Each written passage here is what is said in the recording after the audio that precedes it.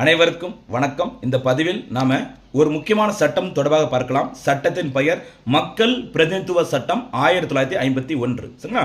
அதாவது இந்தியாவில் முதல் முறையாக பொது தேர்தல் நடத்தப்படுவதற்கு முன்பாக இந்திய நாடாளுமன்றத்தில் சரியா இந்திய அரசியலமைப்பின் சரத்து 327 படி சரிங்களா பாரத் ரத்னா டாக்டர் B.R. அம்பேத்கர் அவர்களினால் இந்திய நாடாளுமன்றத்தில் அறிமுகப்படுத்தப்பட்டு 1951 சட்டமாக இயற்றப்பட்டது இந்த மக்கள் பிரதிநிதித்துவ சட்டம் 1951. சரிங்களா?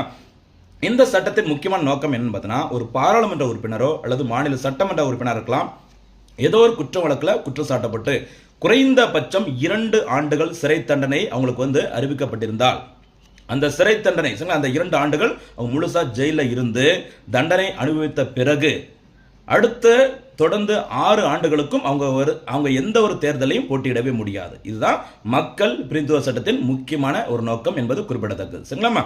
இந்த பதிவிற்கான கேள்வி: இந்தியாவில் முதல் முறையாக பொது தேர்தல் எப்போது நடத்தப்பட்டது?